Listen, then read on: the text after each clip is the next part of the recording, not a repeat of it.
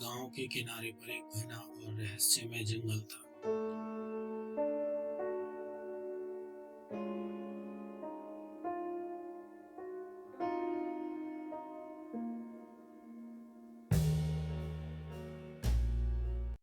जिसे लोग अंधेरा जंगल कहते थे। गांव के बच्चे अक्सर उस जंगल में जाने से डरते थे, परंतु वहां के दृश्यों और साधु की कहानियों ने हमेशा आकर्षित किया। साधु महाराज, जो एक महान योगी और ज्ञानी थे, अक्सर उस जंगल में ध्यान करने जाया करते थे। उनकी बुद्धिमानी और रहस्यमय कहानियां बच्चों को बहुत पसंद थी।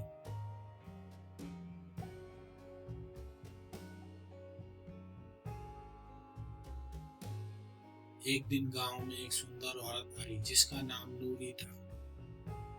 उसकी सुंदरता और मधुर व्यवहार ने गांव वालों का दिल जीत लिया था। नूरी ने अपने बच्चे के साथ गांव में रहना शुरू कर दिया। एक दिन नूरी जंगल में घूमने के लिए गई और अचानक गायब हो गई।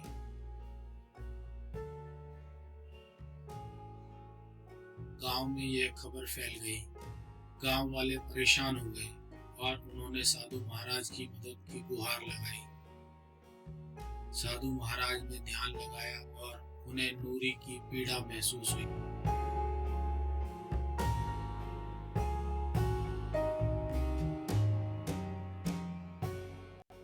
उन्होंने गांव के कुछ बहादुर बच्चों को बुलाया और उन्हें नूरी की तलाश में साथ चलने के लिए तैयार किया।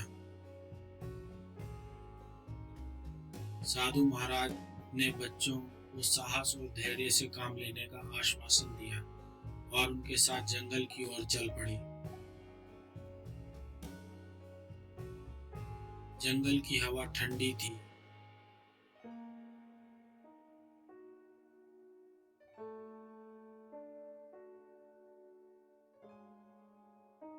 बीच से गुजरने पर साधु महाराज ने बच्चों को जंगल के बारे में कई कहानियां सुनाई।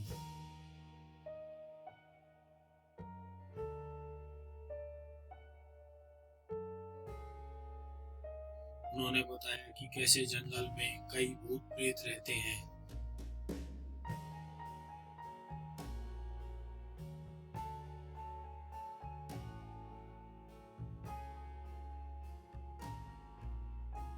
जो केवल शुद्ध हृदय और अच्छे कर्मों से मुक्त हो सकते हैं।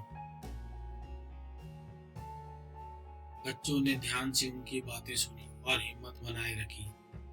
कुछ समय बाद वे एक पुराने खंडर के पास पहुंचे। खंडर के अंदर एक अद्भुत सी रोशनी आ रही थी। साधु महाराज और बच्चे अंदर गए।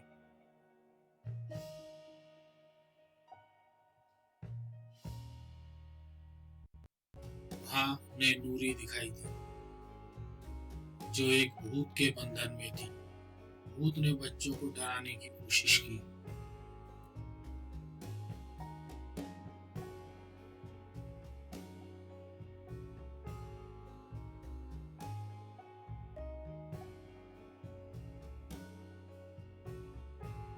फिर साधु महाराज ने अपने मंत्रों का प्रयोग किया, भूत को शांत किया।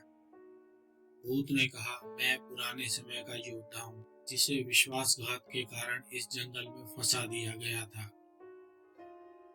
मैं अपनी गलतियों के लिए प्रायश्चित करना चाहता हूँ और शांति चाहता हूँ। साधु महाराज ने उसकी बात सुनी और उसे शांति प्रदान की।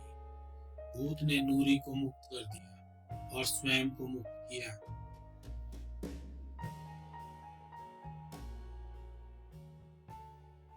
साधु महाराज और बच्चे नूरी को लेकर गांव वापस लौटे।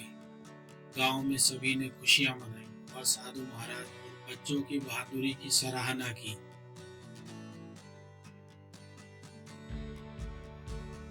बच्चे औरत को सुरक्षित गांव वापस लाए और सबने मिलकर जंगल का रहस्य सुलझाने का जश्न मनाया।